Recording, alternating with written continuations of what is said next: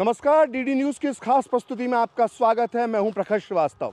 DD news की team पहुंची है छत्तीसगढ़ के बस्तर इलाके में।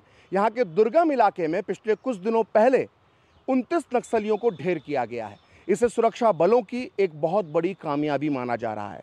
आज डीडी न्यूज़ की टीम बस्तर के दुर्गम और जंगली इलाकों में जाकर ये पता करने की कोशिश करेगी कि पिछले कुछ महीनों में किस तरह से नक्सलियों पर लगाम लगाई गई है।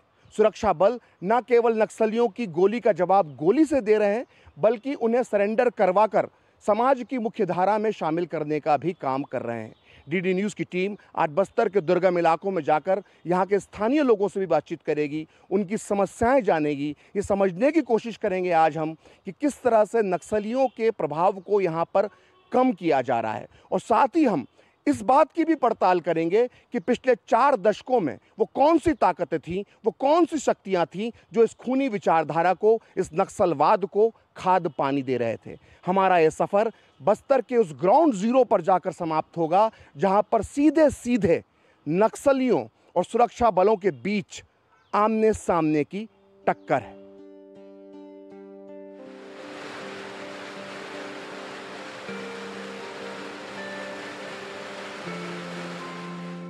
धान का कटोरा कहे जाने वाले छत्तीसगढ़ का बस्तर इलाका। घने जंगलों से घिरे बस्तर का इतिहास युगों युग पुराना है। माना जाता है कि त्रेता युग में इस क्षेत्र को दंडकारण्य कहा जाता था, जहां प्रभु श्री राम ने अपने 14 वर्ष के वनवास का एक बहुत बड़ा समय दंडकारण्य यानी इसी बस्तर में गुजारा था।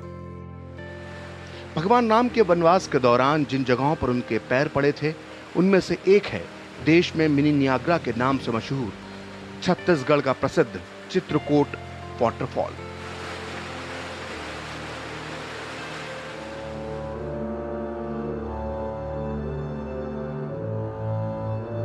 लेकिन आज धान का कटोरा कहे जाने वाले बस्तर का जल, जंगल और जमीन एक संघर्ष के दौर से गुजर रहा है।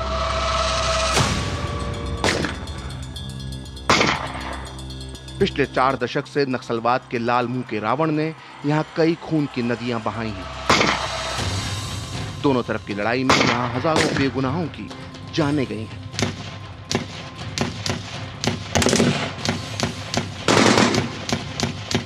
लेकिन आज इस बस्तर में नक्सलवाद का रावण किस तरह अपने अंत की ओर बढ़ रहा है, इसकी पड़ताल करने के लिए डीडी न्यूज़ की टीम बस्तर के दुर्गम और जंगली इलाकों में निकली है। हमारे सफर का पहला पड़ाव बना उत्तरी बस्तर के कांकेर जिले के छोटे बेटिया इलाके का हापाटोला जंगल।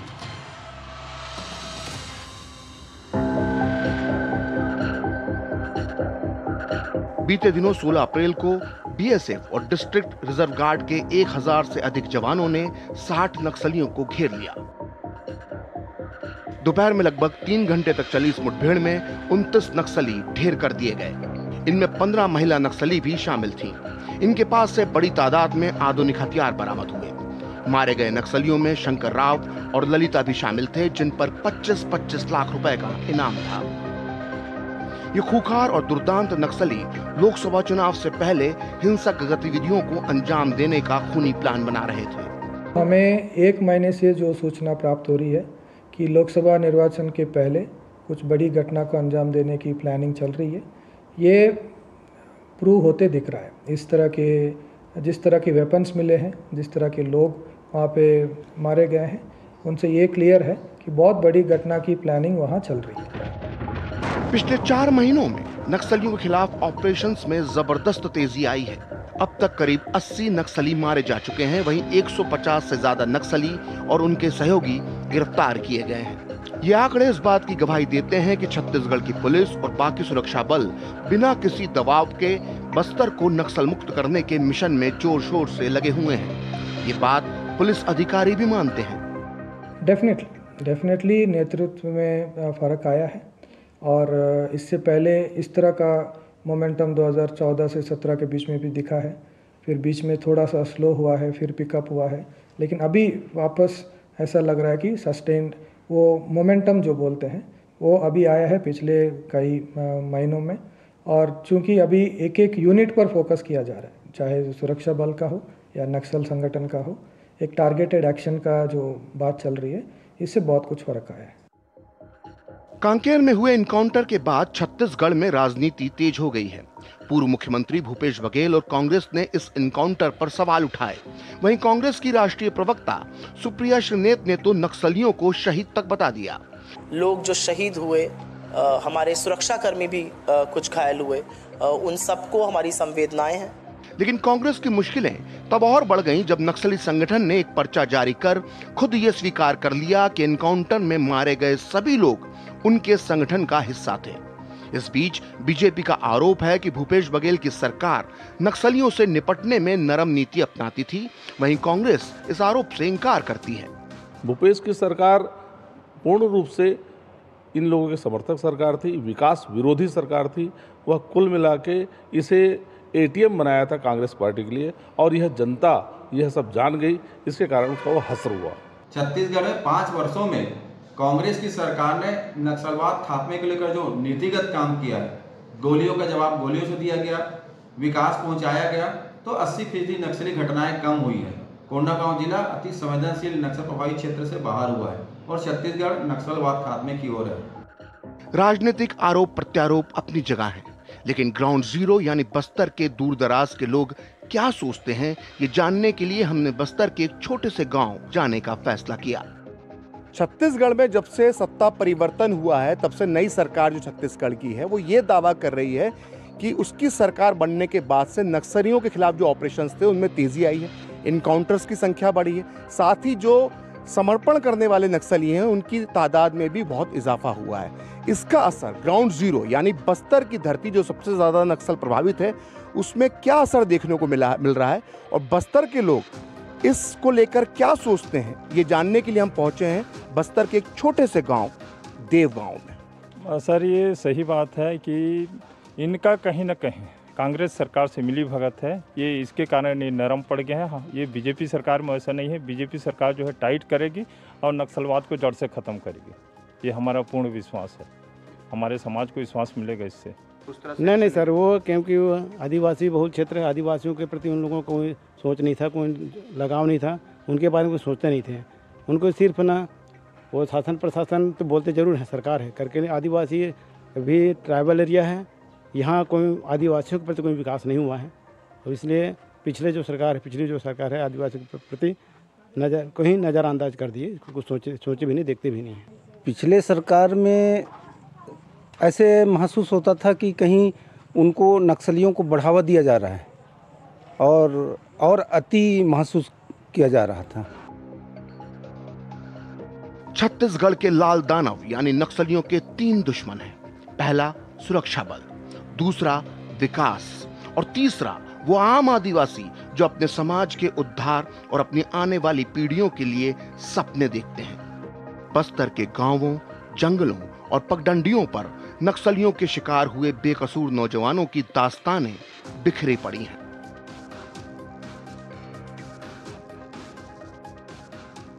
जब आप बस्तर के इलाके से गुजरते हैं, नक्सली प्रभावित इलाकों से जब आप गुजरते हैं, तो कुछ ऐसी चीज़ें नज़र आती हैं जो भारत के किसी इलाके में आपको नज़र नहीं आएंगी। मिसाल के तौर पर आप इस मूर्ति को देख सकते हैं। ये मूर्ति के ऊपर लिखा हुआ है शहीद श्री भास्कर साहू, ये इनकी मूर्ति लगी हुई है। और ऐसी कई मूर्तियां आपको बस्तर के अंदरूनी इलाकों में दिखाई देती हैं। अब जब आप ये मूर्ति देखेंगे तो आपको लगेगा ये किसी सुरक्षा बल में काम करते होंगे, वहाँ शहीद हो गए होंगे या छत्तीसगढ़ पुलिस में होंगे, लेकिन ऐसा नहीं है। ये एक सामान्य नागरिक थे, ये एक वाहन चालक थे, लेकिन साथ में सामाजिक कार्य भी करते थे भास्कर साहू। तो नक्सलियों को ये लगता था कि भास्कर साहू जो समाज में चेतना फैला रहे हैं, जो आदिवासी समाज में चेतना फैला रहे हैं, वो भविष्य में उनके लिए घातक साबित हो सकती है। इसीलिए भास्कर साहू जब एक वाहन चलाकर जब जा रहे थे तो आईडी ब्लास्ट में उनकी हत्या कर दी गई। और आप देख सकते हैं कि उनकी मृत्यु के करीब 14 साल 15 साल बाद भी ये मूर्ति यहाँ पर मौजूद है। और पूरे बस्तर के इलाके में ऐसे कई आम शहीदों की मूर्तियाँ आपको देखने को मिल जाएंगी। मेरे बेटे के साथ रीच गांव कांड में जहाँ 13 जवान ख़त्म हुआ, वहीं पे मेरा बेटा वाहन चालक प्राइवेट था, वो भी वहीं ख़त्म हो गया। झूठी आश्वासन मेरे को दे करके आज तक के घुमा के रखा, कहीं नहीं हुआ। भूपेश बघेल के 5 वर्षीय समय में मैं अपना टीम लेके उनके पास गया, मेरे शहीद परिवारों के साथ में उनके जन दर्शन में आया था यहीं, वहाँ गया, हमारा कुछ नहीं सुने। थोड़ा थोड़ा शुरुआत हुआ है, लेकिन फिर भी कमी है। हमारे जवान बहुत मरते हैं, उनके अलावा ये पहली बार है कि 29 लोग नक्सली मरे हैं। बस्तर में तो एक गांव में 5 या 10 घर हैं, उसमें एक मकान यहाँ है, एक वहाँ है, एक वहाँ है, ऐसा था। तो भय से भी लोग कहते थे कि भाई हमारे साथ दो नहीं, हम तुमको मार देंगे, तुम्हारे परिवार को मार देंगे, ऐसा सब भय था। अभी तो आवागमन के साधन वगैरह हुआ है तो फोर्स भी जल्दी पहुंच जाती है। जगह जगह कैंप लगा है, 5-5 किलोमीटर में कैंप लग गया, तो बहुत कुछ माने ये हुआ है, कंट्रोल हुआ है।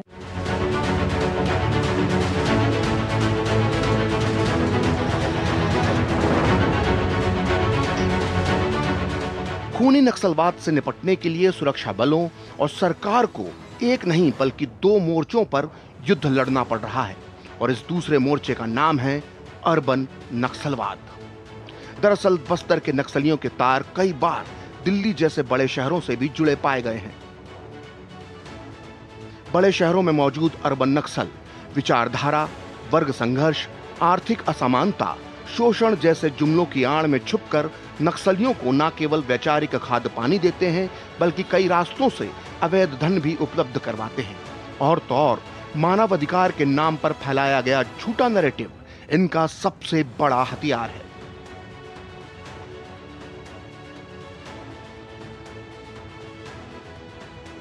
इनका सबसे बड़ा सपोर्ट रहता है शहरों में, जैसे बॉम्बे, दिल्ली, बेंगलोर, हैदराबाद, इस तरह के बड़े बड़े शहरों से इनको सपोर्ट मिलता है, जो सबसे ज़्यादा लीगल सपोर्ट के नाम पे या किसी और के नाम पे इनको सपोर्ट करते हैं। तुरंत एक घटना के बाद एक उनके सपोर्ट करने के नाम पे पुलिस के ऊपर आरोप लगाना, और इसी आड़ में आदिवासियों के मदद करने के आड़ में बहुत फंड्स पहुंचाना, उनके तक खबर पहुंचाना। पहले भी बस्तर में इस तरह के बहुत सारे घटनाएं देखे हैं, जहां पर कुछ लोग जो शहरों में रहते हैं, बड़े बड़े पोस्ट में हैं, वो लोग आदिवासियों की मदद करने की आड़ में आते हैं और पुलिस का पूरा समाचार वहाँ देते हैं। जो गांव वाले विकास चाहते हैं या पुलिस के पक्ष में हैं, उनके बारे में जानकारी दे देते, फिर बाद में उनकी हत्याएं हो जाती है। और कई सारे ऐसे घटनाएं हमने देखा है। फिर उनके ऊपर फर्जी केस भी लगाया गया है। बहुत सारे सिक्योरिटी फोर्सेस के ऊपर बहुत सारे फर्जी इंक्वायरीज भी इन लोगों ने लगाने में कामयाब हुए।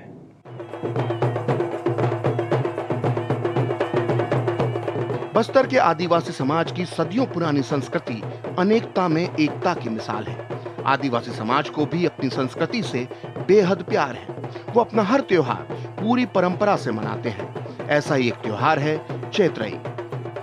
बस्तर में गोंड समाज के लोग सामूहिक रूप से चैत्रई का उत्सव मना रहे थे।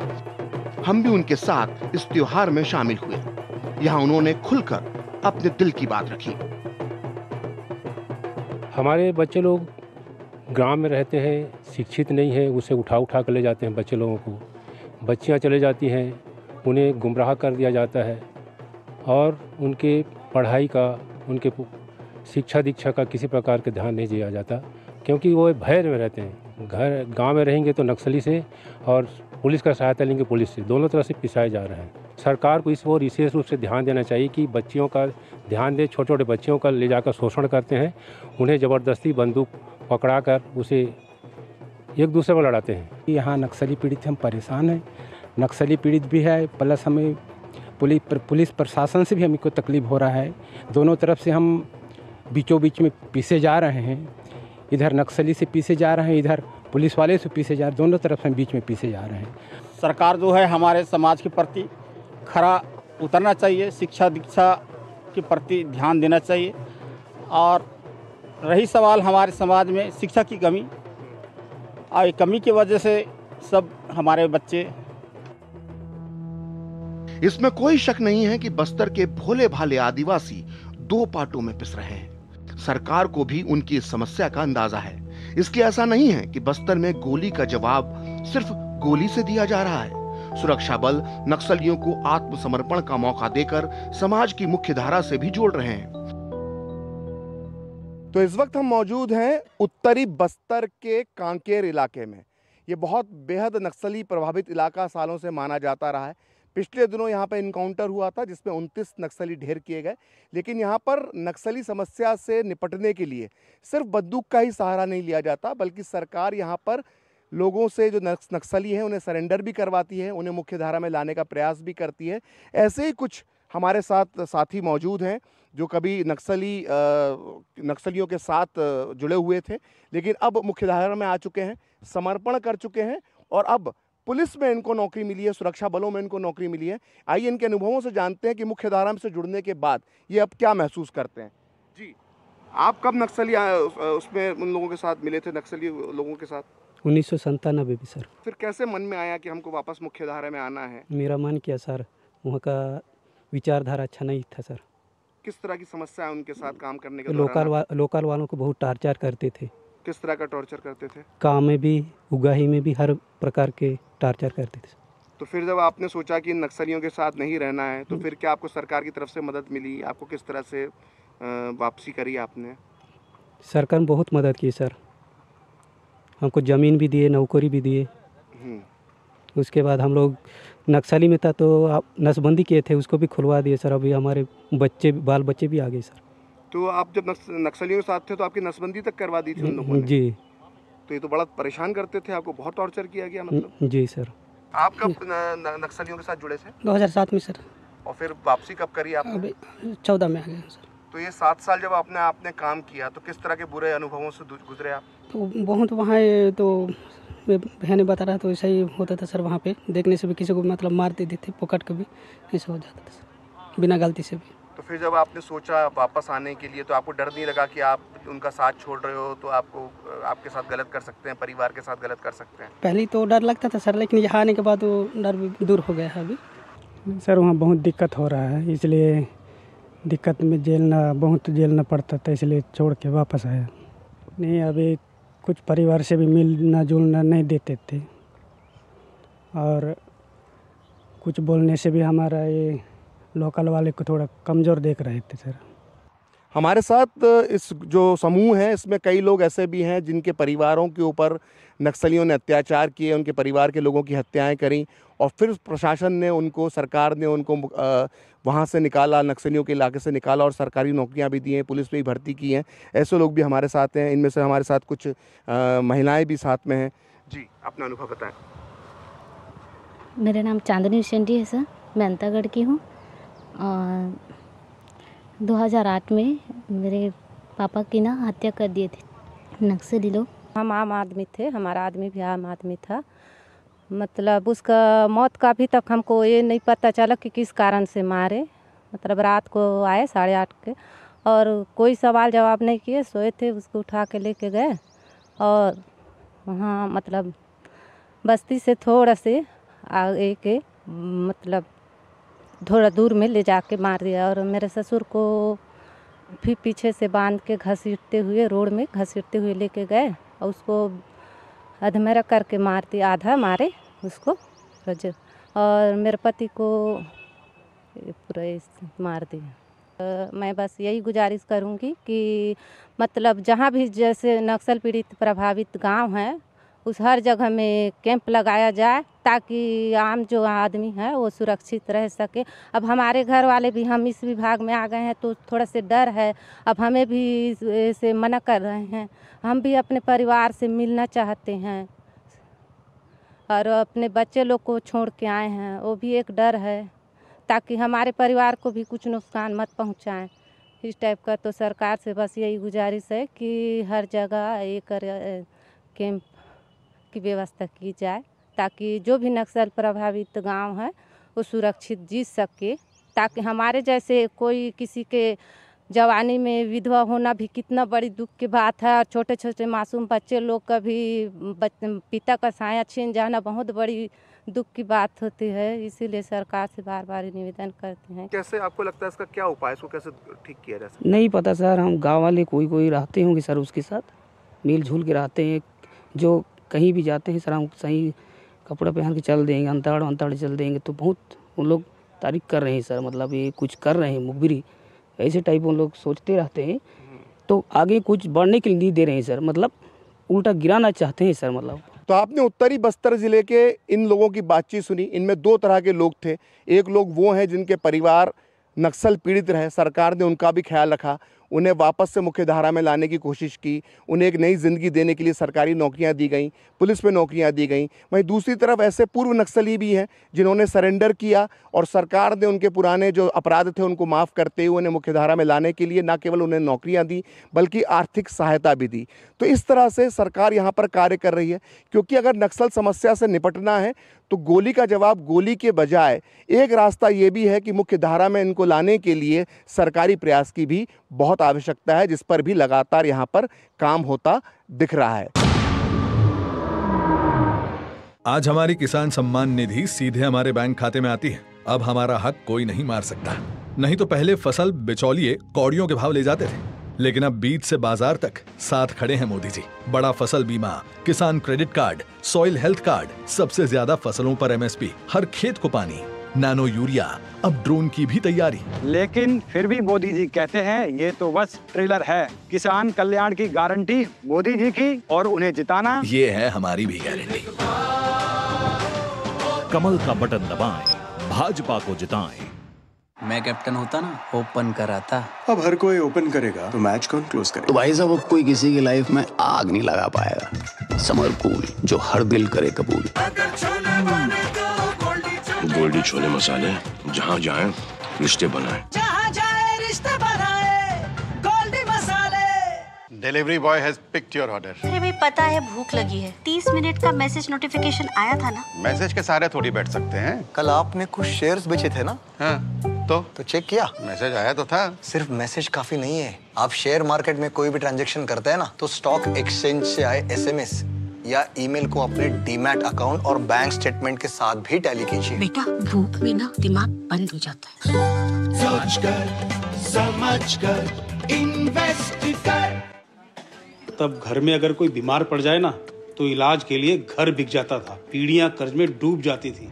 और आज तो अस्पताल के खर्चे की फिक्र नहीं सताती। और याद है जब 60 साल में सिर्फ 7 एम्स बने थे, वहीं 10 साल में 16 नए बन गए। और फिर भी मोदी जी कहते हैं ये तो बस ट्रेलर है। करोड़ों लोगों को 5 लाख तक का मुफ्त इलाज मिला है। ये है मोदी की गारंटी।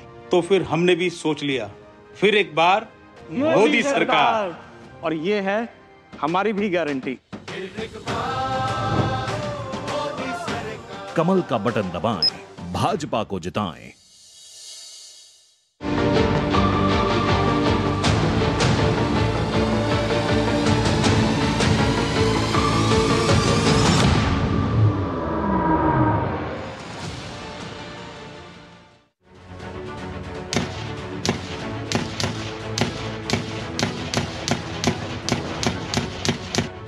बस्तर के घने जंगलों में खूनी नक्सलवाद से एक युद्ध लड़ा जा रहा है और कोई भी युद्ध बिना हौसले के नहीं जीता जा सकता। और सुरक्षा बलों के बीच इन्हीं हौसलों को तैयार करता है बस्तर के कांकेर में बना जंगल वॉरफेयर कॉलेज। हम हैं देश के जवान, हम देश की सुरक्षा के लिए लड़ सकते हैं, हम जान की बाजी तक लगा सकते हैं।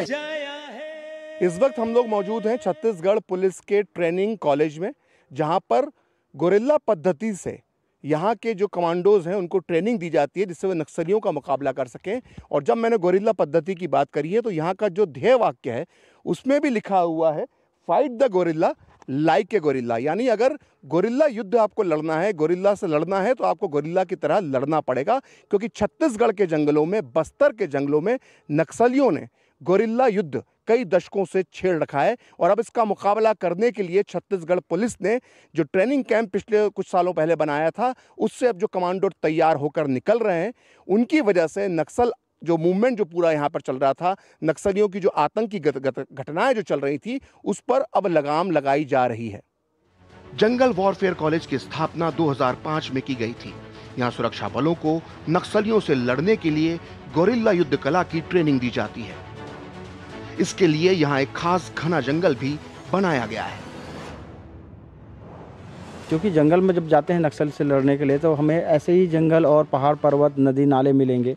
तो यहाँ पर उसकी तरह हुबहू जो मैदान जंग है उसी की तरह इस जंगल को डेवलप किया गया है। इसमें से आप देख सकते हैं 90,000 से ज़्यादा भी पेड़ लग चुके हैं। यहाँ पर वर्तमान में 11 से ज़्यादा तालाब खोदे गए हैं जो नेचुरल वाटर रिसोर्सेज का भी काम करती है।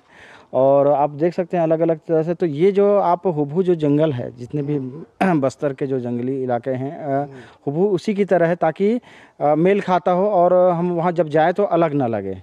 तो यहाँ पे जो ट्रेनिंग होती है, जैसा कि अभी बताया कुछ महिला कमांडोज ने, जी 5 दिन 5 रात आपके जिनको आप ट्रेनिंग देते हो उस जंगल के अंदर उनको आप ट्रेनिंग देते हैं। 5 दिन 5 रात जो होता है वो लास्ट में होता है। जब ट्रेनिंग के लास्ट में होता है तो एक COB बोला जाता है। तो उस समय वो जब जाते हैं कम संसाधन में, बहुत कम लिमिटेड, क्योंकि हम जब बस्तर के अंदरूनी इलाके में ऑपरेशन के लिए जाते हैं तो हम वेपन रहता है हमारे साथ, कुछ लाइट किट होता है और कुछ लिमिटेड खाने के साधन होते हैं।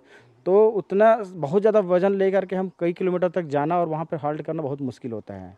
तो कम संसाधन में यहाँ पर रुकवाया जाता है 5 दिनों तक, 5 रात तक। वो पहाड़ियों में, जंगल में, गांव से दूर, बसाहट से दूर वो रहते हैं और वो फील करते हैं कि जब जंगल में जाएंगे उस प्रकार से नक्सल उन्मूलन की दिशा में जब आगे बढ़ेंगे तो वो 5 दिन तक बेखौफ रह सकते हैं वहाँ पर। उस प्रकार से वो 5 दिन तक। उसके अलावा भी जब 45 दिन का जो ट्रेनिंग होता है उस ट्रेनिंग सेशन में हर अल्टरनेट डे के बाद जो ऑपरेशन होता है उसमें भी वो रात में और दिन में अलग अलग समय में वो जंगल में जाके रुकते हैं और 5 दिन तो लास्ट में रुकते हैं। यहाँ अब तक अलग अलग फोर्स के 35,000 जवानों को ट्रेनिंग दी जा चुकी है, जिसमें NSG भी शामिल है। लेकिन यहाँ की सबसे खास बात है यहाँ कठिन ट्रेनिंग लेने वाली महिला पुलिसकर्मी, जिनके हौसले सब पर भारी हैं। इस वक्त मेरे साथ मौजूद हैं छत्तीसगढ़ पुलिस की महिला कमांडो, जिनसे बात करते हैं कि यहाँ पर इन्होंने क्या सीखा है और जब असल में इनकाउंटर का मौका आएगा तो किस हौसलों के साथ ये नक्सलियों का मुकाबला करेंगी। मैं इनसे इस बारे में जानना चाहूँगा। आपका नाम क्या है? मेरा नाम प्रधान आरक्षक 44 मेघा शर्मा है। मेघा जी, यहाँ पर आपने किस तरह की ट्रेनिंग ली है? यहाँ पर हमने सर कमांडो ट्रेनिंग ली है। कमांडो ट्रेनिंग हमको मुश्किल से मुश्किल हालात में कैसे जीवन जीना है, कैसे सफल होना है और कैसे नक्सलियों को बर्बाद करना है, ये सिखाता है। यहाँ पे हम हॉर्बर के लिए जाते थे, एम्बुश के लिए जाते थे, जंगलों में रात काटे हैं, 3-3 4-4 दिन हम जंगलों में रहे हैं। वहाँ से हमें जो हमारे पास मौजूद है, जो हमारे पास सामान है, उनको साथ में ढोके लेकर जाना और उसे बनाना, उसे खाना और ऐसे में ही नक्सलियों से लड़ना। कम चीज़ों में कम संख्या की चीज़ होती थी और उसमें हम कैसे सर्वाइव कर सकते हैं, ये सब हमको जंगलवार कॉलेज ने सिखाया सर। यहाँ से आने से पहले मैं 5 किलोमीटर पैदल नहीं चल पाती थी। वो यहाँ आने के बाद आज मैं 30 किलोमीटर पैदल चली हूँ, दौड़ी हूँ, और वो भी 10 किलो रेत लेके और राइफल साथ में था सर। ये 5:30 बजे शुरू हो जाती है स्टार्टिंग हम लोगों का। उसके बाद से बीच में बस 1 घंटा 1.5 घंटा का उसमें समय मिलता है, जिसमें लंच वगैरह जो भी होना है वो होता है, ब्रेकफास्ट वगैरह। और उसके बाद इसमें क्लासेस होती है, आउटडोर एक्सरसाइज भी होता है, ग्राउंड एरिया वाला भी एक्सरसाइज होती है। यहाँ सर यहाँ आने के बाद हम लोगों को पता चला कि फाइट द गोरिल्ला और लाइक अ गोरिल्ला का असली अर्थ क्या है। यहाँ का अनुभव बहुत ही अच्छा रहा। यहाँ आने से पहले हमें कैसे लड़ना चाहिए नक्सलियों से, उनका सामना कैसे करना चाहिए, इस बारे में हमें कुछ भी नहीं पता था। 45 दिनों की ट्रेनिंग में उनसे लड़ना, उनको बर्बाद करना और चालाकी और गोरिल्ला पद्धति से कैसे लड़ना है, ये हमें पता चला। सर हमने यहाँ पे सीखा है कि अगर हम कम नफरी में हैं और दुश्मन अधिक हो तो उनसे कम नफरी में कैसे उनको बर्बाद कर सकते हैं।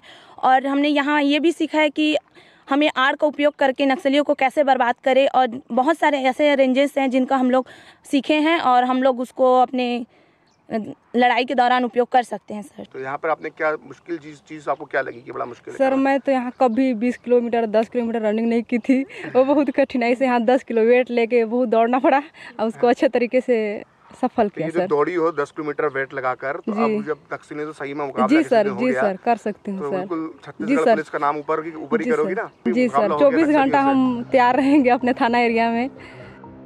बस्तर में सुरक्षा बल हर मोर्चे पर चाक चौबंद नजर आ रहे हैं। ग्राउंड पर इसका नतीजा भी दिख रहा है। बस्तर के घने जंगलों में अब नक्सलवाद की लौ बुझती दिख रही है और इससे ही बस्तर के भोले भाले मेहनतकश आदिवासियों को उम्मीद की एक नई किरण नजर आ रही है।